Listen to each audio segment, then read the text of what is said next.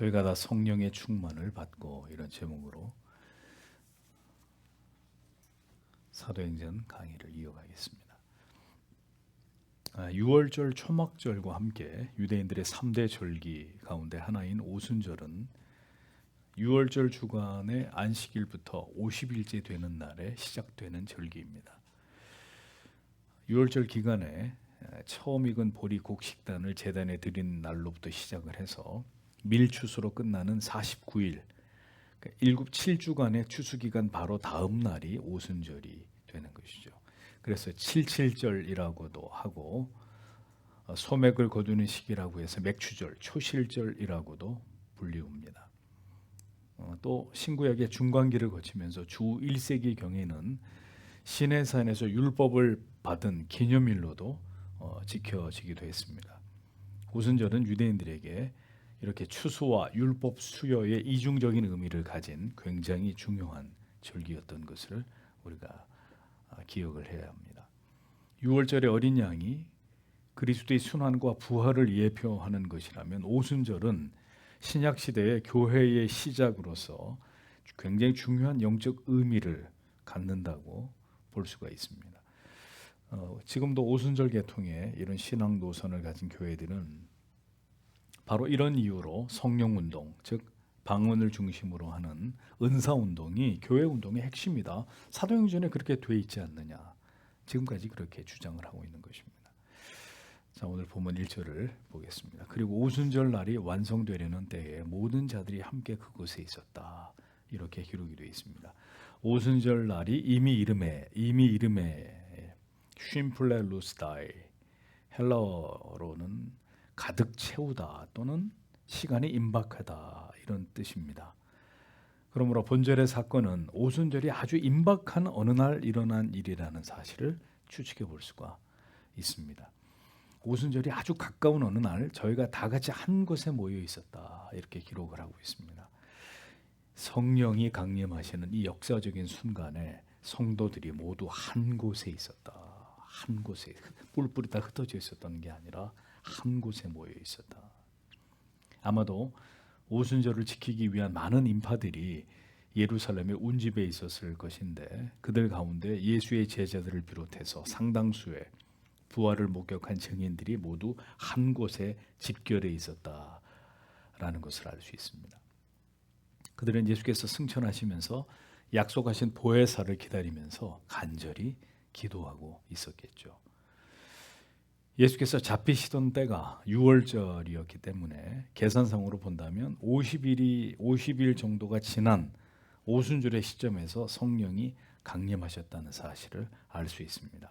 부활하신 예수님께서 40일을 이 땅에 머물러 계셨잖아요. 그러니까 내가 가면 보혜사를 너희에게 보내겠다, 예수님이 약속하셨고, 그 약속을 받고 제자와 무리들이 기도한 날짜가 며칠이 된다는 걸 알 수 있죠. 10일 정도가 된다는 걸 알 수가 있습니다. 그들은 언제일지 모르지만 보혜사를 분명히 보내시겠다, 주님의 약속을 의지하면서 기도를 했고, 열흘이 지났을 때 마침내 이 땅에 강림하신 성령 하나님을 초대교회 성도들이 체험하게 되었던 것입니다. 주님의 약속을 의지하면서 인내함으로 간절히 기도하는 자들의 모임 가운데 성령이 찾아오셨습니다.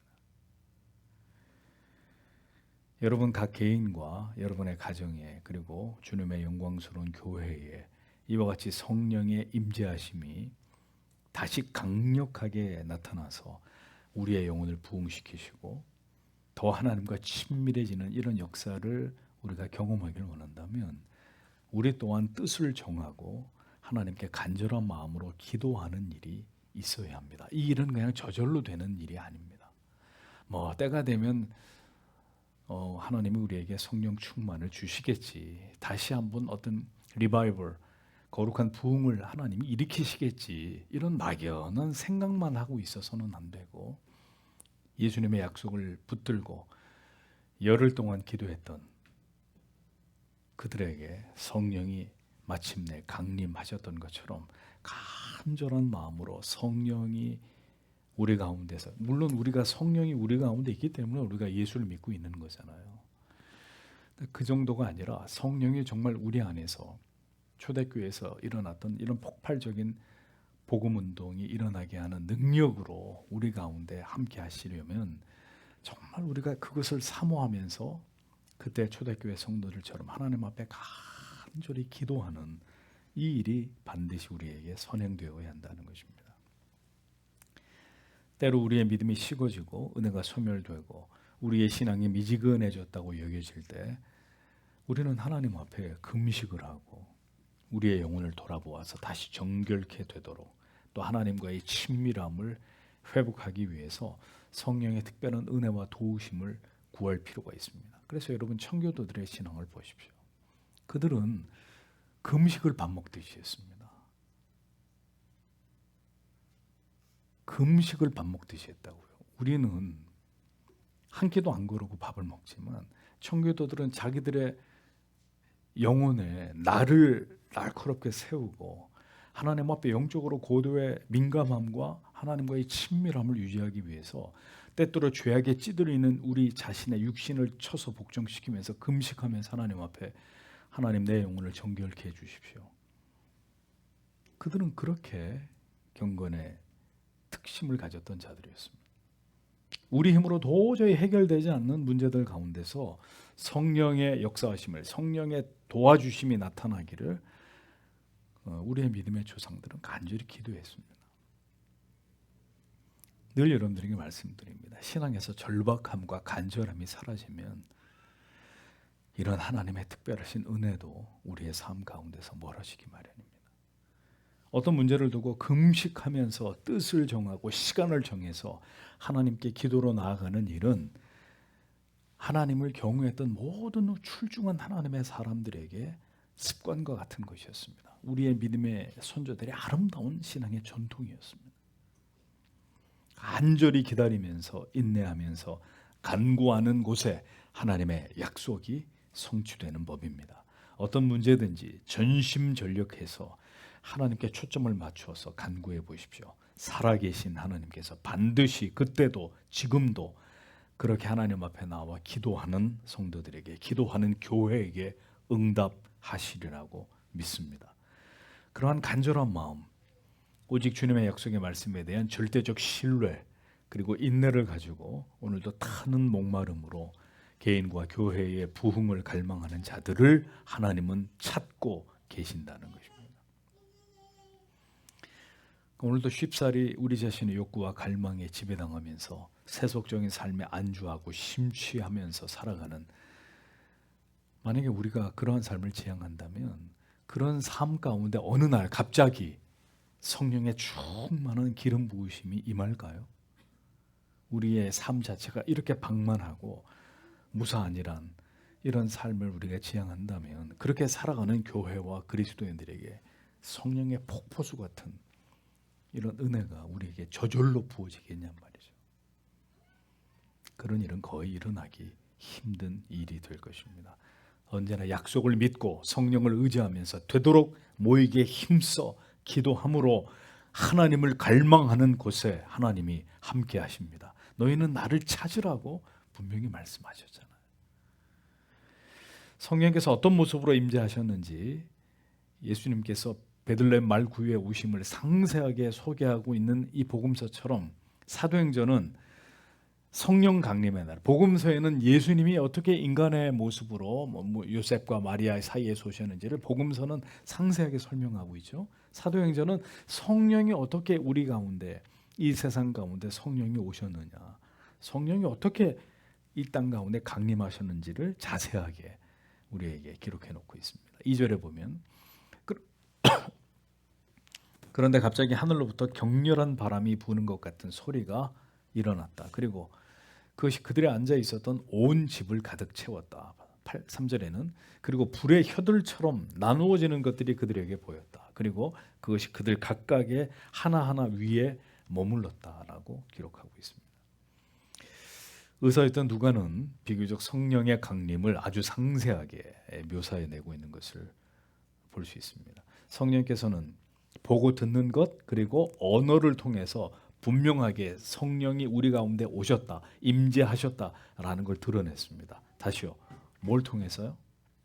시각적인 것과 청각적인 것, 그리고 언어를 통해서 분명하게 성령이 오셨다라는 사실을 드러내셨다. 자, 제일 먼저는 소리가 있었습니다. 소리. 어떤 소리요?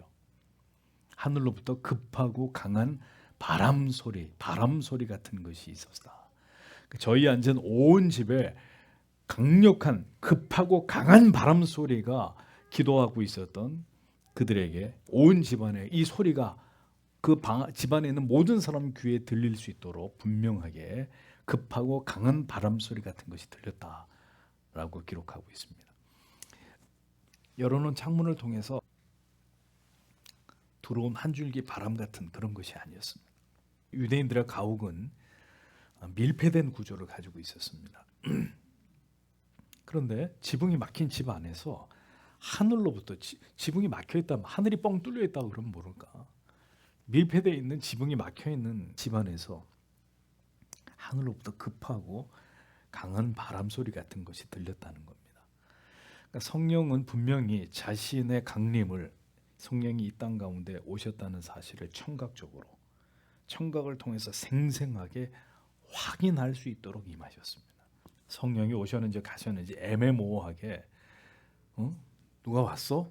뭔 소리 들었어? 이렇게 오신 게 아니라 그 방 안에 있는 모든 사람이 강력하게 급하고 강한 바람 소리처럼 성령이 임재하신 것을 다 들었단 말입니다. 성령은 모두가 감지하고 보편적으로 느끼고 체험할 수 있도록 공적으로 임하셨다는 거예요. 은밀하게 한 사람에게 몇몇 사람에게만 임한 게 아니라 그 방 안에 있는 모든 사람들에게 공적으로 임하셨습니다. 모두가 공감하고 어떤 일이 지금 일어났다, 성령이 오셨다, 모두가 알 수 있도록, 모두가 인지할 수 있는 방법으로 성령이 역사하셨습니다. 성령은 그런 분이십니다. 흔히 은사와 성령을 체험한 사람들의 얘기를 들어보면 때때로 아주 허무맹랑하게 그지없는 이런 주장들을 합니다. 제가 실제로 들은 이야기들입니다. 예를 들면 이런 거예요. 기도를 많이 하는 어떤 분이 은사를 받았는데 이분의 은사는 투시의 은사래요. 난 투시라 그래가지고 뭐 속을 들여다보라 했더니 그게 아니라 무슨 슈퍼맨도 아니고 말이죠. 이렇게 사람을 딱 보면은 이 머리부터 발끝까지 이렇게 스캔이 쫙 되면서 그 몸속에 어느 부위에 뭐가 이렇게 잘못된 암덩어리가 있는지 이게 보인다는 거예요. 웃어서 죄송합니다. 이게 그분은 굉장히 진지하게 얘기했는데 몸에 어떤 부위에 질병이 있는지가 보인다는 거예요. 이게 보통 능력이 아니에요. 이게 사실이라면 그게. 성경에는 예수님도 그런 능력을 가지고 계셨다고 기록되어 있지 않아요. 어떤 은사주의자는 사람의 머리 위에 이렇게 보면 사람의 머리 위에 동물 형상이 보인대요. 그래서 예를 들어서 욕심이 많은 사람 머리 위에는 뭐가 보일까요? 돼지가 보이겠죠. 돼지가. 아주 음란한 사람의 머리 위에는 뭐가 보이냐? 공작이 보인대요. 공작새. 공작새하고 음란하고 도대체 무슨 관계가 있는지 모르겠는데 그 사람의 인격과 마음이 다 이렇게 머리 위에 나타나서 그 사람을 대하기가 자기 너무 힘들다고 이런 말씀을 하시더라고요. 제가 실소를 금할 수가 없었습니다. 중국에서 갑자기 중국에 있는데 한국에 누가 자기가 아는 사람이 엄청 아픈 것이 느껴져 가지고 전화를 해봤더니 병원에 입원해 있다라는 거예요. 이런 얘기들. 성경은 여러분 어디에서도 자기만의 성령, 자기만의 체험에 국한된 성령의 역사에 대해서 우리에게 말씀하고 있지 않습니다. 성령은 그러라고 이 땅에 오신 분이 아니거든요.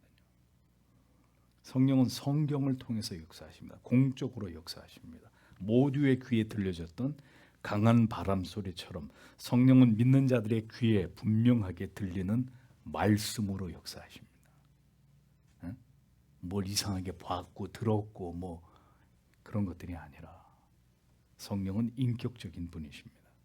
바람 소리를 들었다고 해서 그럼 지금도 성령이 바람 소리처럼 임한다라고 생각하는 것은 아주 성령에 대한 유치한 인간의 해석입니다. 그래서 어디 바람 소리 기도하다 말고 어디 바람 소리가 안 들리나? 그럼 바닷가에 가서 기도하시든가, 그 모래바다에 가가지고. 성령께서 강림하실 때 분명한 증거를 보이시기 위해서 성령은 청각적으로 인지할 수 있는 방법으로 오셨습니다.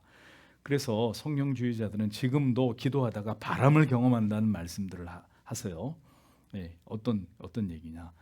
기도하는 가운데 뜨거운 바람이 얼굴에 확 이렇게 등줄기에 뜨거운 바람이 확 불어오기도 하고, 어떨 때 아주 막 시베리아에서 불어오는 찬 바람이 불어오기도 한다고 주장을 하십니다. 자, 그럼 이 두 가지 현상을 어떻게 해석을 해야 될까요?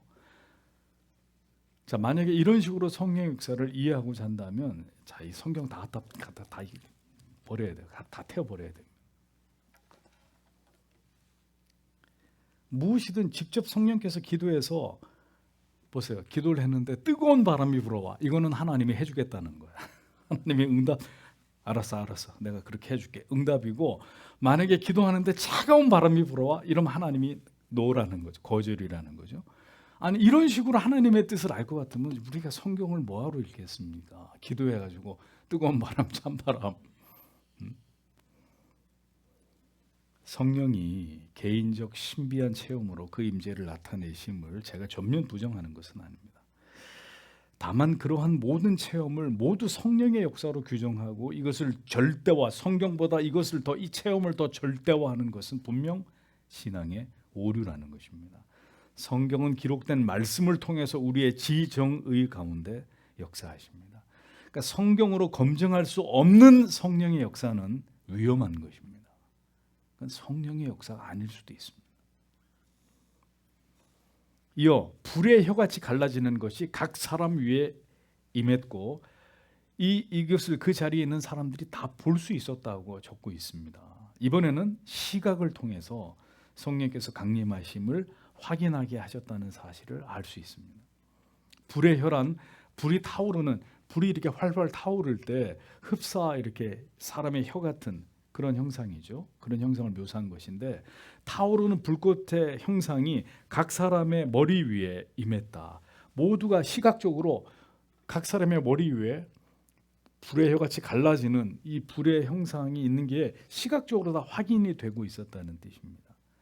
그러니까 성령 하나님께서는 이렇게 자기의 강림을 사람들로 하여금 듣고 그 다음에 눈으로 볼 수 있도록 분명하게 성령의 임재하심을 인식하고 인지하기를 원하셨다는 사실을 알 수 있는 거죠. 지극히 개인적이고 신비적으로 누군가에게 그런 은사와 능력이 있는지 없는지 객관적으로 확인할 수 없는, 성령이 임했는지 혹은 귀신의 영을 받았는지 구분할 수 없는 그런 모호함 속에서 역사하시는 분이 아니시라는 사실을 사도행전은 분명하게 증거하고 있습니다. 성령은 예수 그리스도를 믿고 성령을 갈망하는 모든 성도들에게 임하십니다. 물론 그가 하나님의 택자이기 때문에 성령을 갈망하고 그리스도를 구했겠죠.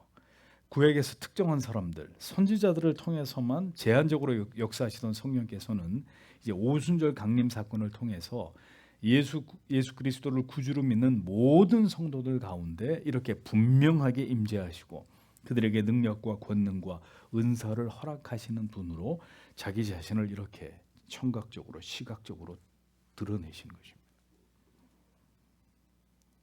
예수님께서는 직접 인간의 모습으로 이 땅에 오셔서 인간으로 존재하셨기 때문에 그분을 보고 그분의 말씀을 들음에 이보다 더 친밀할 수 없었습니다. 하지만 보혜사 성령은 인간의 모습으로 오신 하나님이 아니시기 때문에 성령은 이렇게 보고 듣고 그리고 마지막으로 다른 언어로 갑자기 말을 하게 하시는 이런 특별한 능력을 허락하심으로 성령이 우리와 지금 함께하고 계신다는 사실을 선명하게 나타내 보이신 것입니다.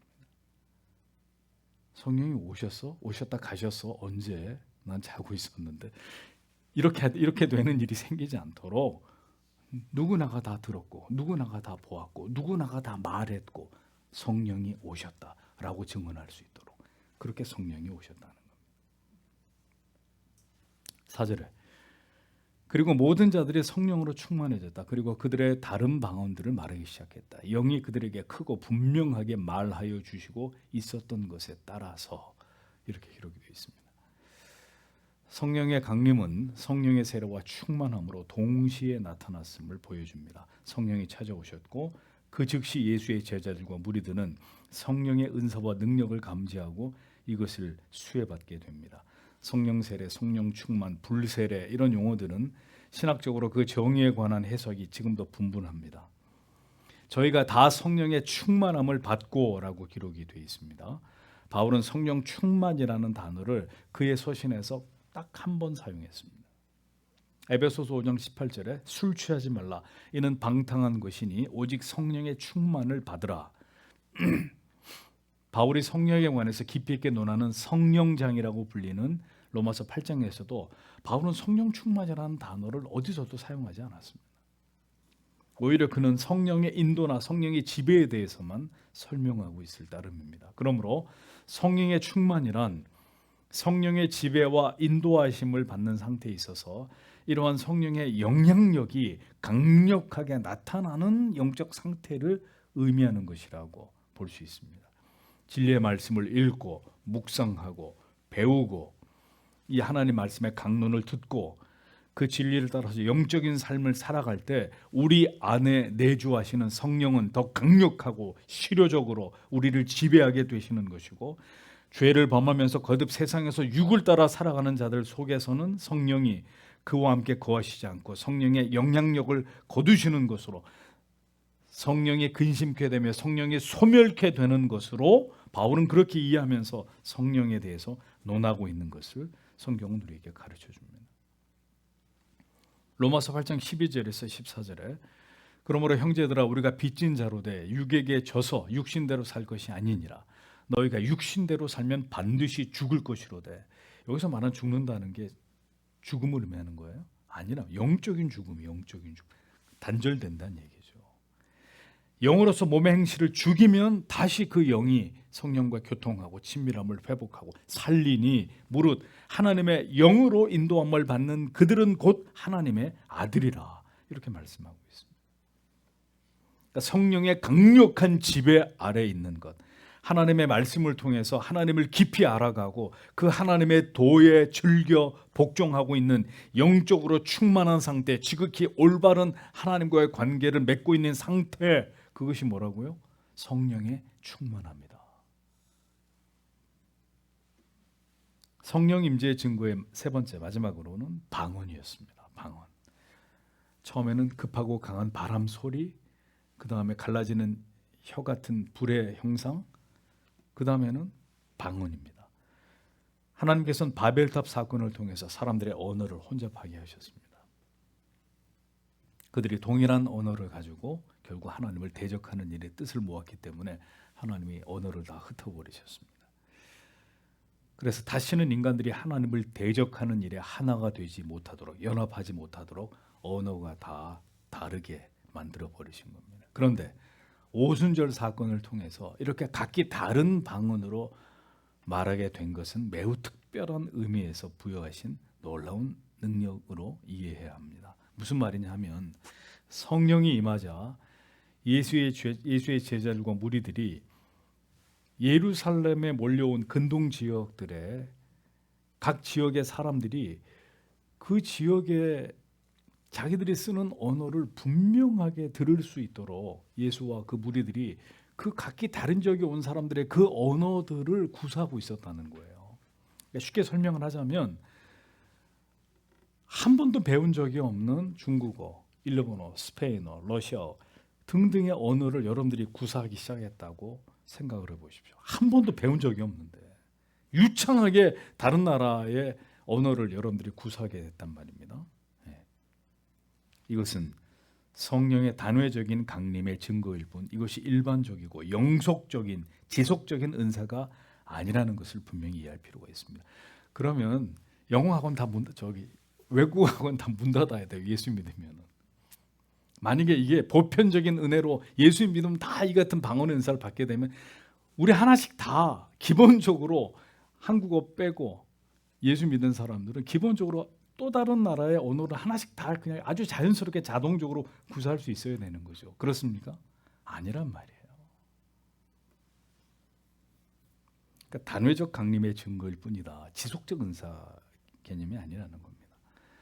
방언은 성령이 이 땅 가운데 강림하셨다는 증거로서 충분한 가치가 있을 뿐인 것입니다. 방언은 결국 구원에 있어서 필수적인 요소이거나 혹은 구원받았음의 증거이거나 방언을 하는 사람의 신앙의 탁월함이나 우수함을 증명해주는 이런 증거들이 될 수 없다는 거죠. 성령이 임하고 그들의 능력을 얻어서 강력한 복음 전파를 시작해야 되는 이 시점에서 이와 같은 성령의 체험, 방언의 체험은 그들에게 이제 온 세계에 흩어져서 복음을 전해야 될 그들에게 엄청난 용기를 불어넣어주는, 하나님이 함께 하시는구나, 우리가 담대하게 나가서 복음을 전할 수 있도록 우리가 한 번도 배워보지도 않은 이런 언어를 우리 입을 열어서 하게 하시는구나, 우리가 어느 곳에 가든 이제 복음을 전할 수 있고 성령이 우리와 함께 하심으로 강력한 이 복음 전파의 능력을 발휘할 수 있겠구나, 큰 위로가 되는, 용기가 되는 그런 사건이었을 뿐입니다. 그들에게 나타난 이러한 능력을 통해서 당시 이것을 목격한 많은 이방의 사람들은 큰 충격을 받았겠죠. 도대체 저들에게 무슨 일이 일어난 거냐, 지금 어떻게 저들이 우리 지역의 말을 저렇게 유창하게 할 수 있느냐, 이들에게 도대체 무슨 일이 일어난 것이냐. 성령이 그들 가운데 오셨다는 사실을 모든 사람들로 하여금 부인할 수 없게 만드는 중요한 사건이 되었다는 겁니다. 하나님은 이렇게 우리의 변화된 모습을 통해서 그때나 지금이나 하나님이 존재하신다는 사실을 드러냅니다.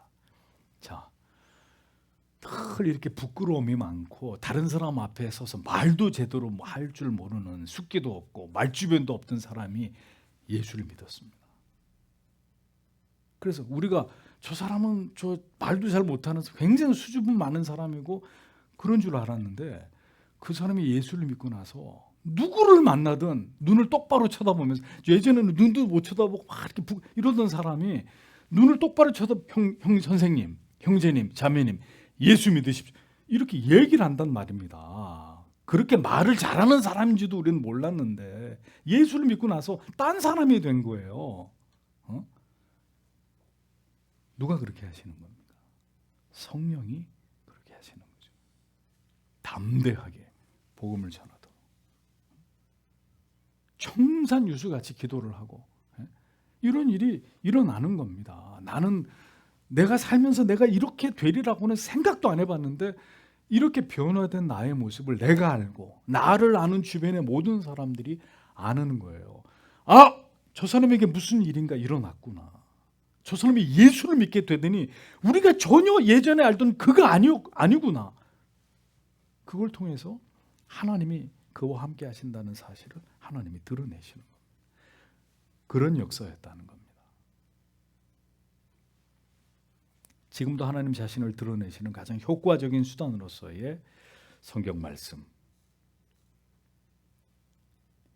하나님 자신을 체험하게 하시는 일을 우리는 절대로 부정하지 않습니다.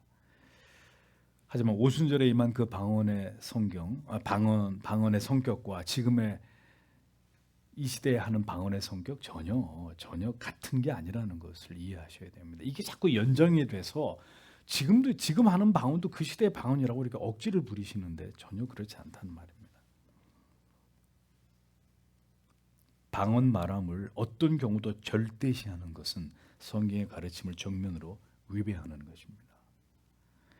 최초의 다른 방언의 능력은 바로 성령 하나님 자신의 현현의 증거이고 도구였을 뿐이었습니다. 성령은 이렇게 우리를 붙드시고 용기를 주시고 내가 너희와 함께함을 알기를 원하시는 인격적인 하나님이십니다. 오늘도 이 성령 하나님을 기쁘게 하고 하나님을 기뻐하고 인정하고 성령의 뜻에 따라서 순복하는 자들 안에서 하나님은 내가 너희와 함께하고 계신다는 사실을 드러내시는 분이십니다. 성경을 깊이 묵상할 때, 하나님의 말씀을 들을 때 혼과 및 관절과 골수를 찔러 쪼개는 능력으로 때로는 하나님의 말씀을 이해시키고 기억나게 하시고 그 말씀의 위로와 때로는 찔림과 교훈과 책망을 행하게 하십니다. 누군가를 위해서, 내 사랑하는 가족이나 친구나 친지를 위해서 간절히 기도하고 난 다음에 그를 만났습니다.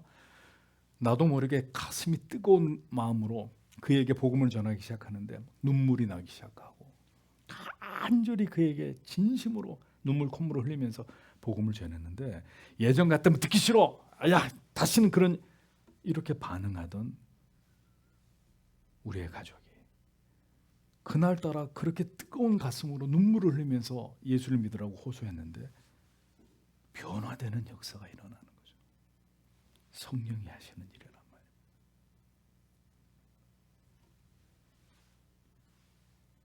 이 모든 일이 성령이 우리 안에서 내가 너희와 함께하고 있다, 지금 내가 너를 통해서 일하고 있다, 나타내시는 것입니다. 그러므로 성도 여러분, 성령을 거스리시거나 성령을 근심케 하지 마십시오. 여러분들의 입술과 마음을 잘 제어하십시오. 하나님이 원치 않으시는 행동, 말, 마음, 생각, 이것은 우리 안에 역사하기를 기뻐하시는 성령을 근심케 하는 일이고, 이러한 일이 반복될 때 그 사람의 영혼은 고사되게 되어 있습니다. 성령은 그런 자들 가운데서 강력하게 역사하시지 않습니다. 생명 없는 마른 나뭇가지가 되어서 강박하고 불경스럽고 자기 고집과 오만에 사로잡히게 될 수 있습니다. 성령께서 우리 안에 함께 하시고 역사하실 때 성도의 마음, 우리의 마음 가운데 평강이 있습니다. 기쁨이 있습니다. 자유함이 있습니다. 염려와 걱정과 근심이 떠나갑니다. 지치지 않는 열정을 가지고 내가 할 수 있는 그 일에 그 이상을 해내는 역량을 때때로 발휘하기도 합니다. 누가 그렇게 하는 것이냐? 우리 안에서 우리를 붙들고 역사하고 계시는 성령이 그렇게 하시는 것이라는 거죠. 마게도냐 교회의 성도들처럼 자신의 환경과 처지를 능가하는 헌신과 충성으로 주를 기쁘시게 하는 이런 성도의 삶을 살아내게 되는 것입니다. 그러므로 성도 여러분, 성령을 의지하십시오. 하나님이 더 큰 능력을 부어주십니다. 모든 것을 이기게 하십니다. 상황을 초월한 믿음을 나타내 보이도록 역사하십니다. 교회가 태동되던 순간에 그 시대 성도들은 결코 혼자가 아니었습니다. 그들은 절대로 외롭지 않았고 연약하지도, 늘 현실의 핑계와 변명 뒤에 몸을 사리는 자들도 아니었습니다. 바람 소리, 불의 형상, 그리고 다른 언어를 구사하는 능력을 통해서 그들을 지지하고 있고 그들과 함께하고 계시는 성령이 그들과 함께하심을 확신하면서 이제 그들은 누구도 말릴 수 없는 역사상 가장 능력이 있었던 교회와 성도로 복음을 전파하는 사자들이 될 수 있었다는 것입니다. 오늘 이 시대의 교회는 그때보다 훨씬 더 웅장해졌고 훨씬 더 많은 성도들이 모이지만 이 능력을 잃어버렸다는 겁니다.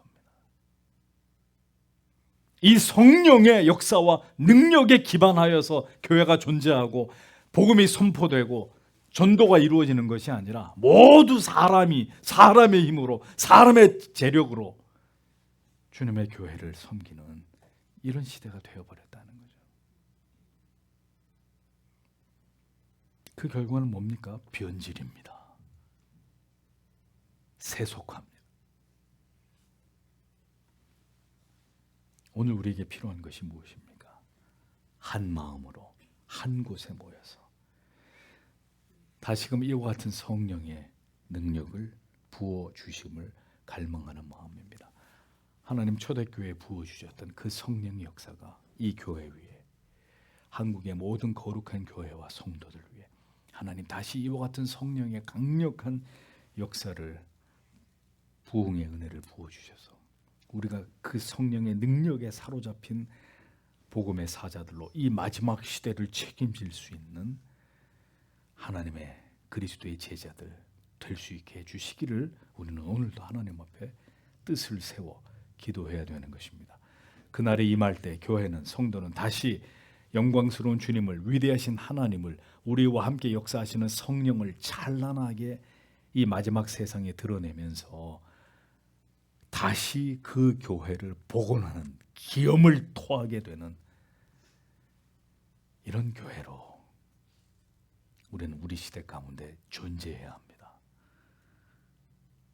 마지막 세상을 복음으로 물들이는 일에 쓰임받는 사도행전 29장을 써내려가는, 사도행전은 28장까지밖에 없잖아요. 그러나 그 교회의 정신을 가지고 사도행전 29장을 써내려가는 성도와 교회로 우리는 존재해야 되는 것입니다.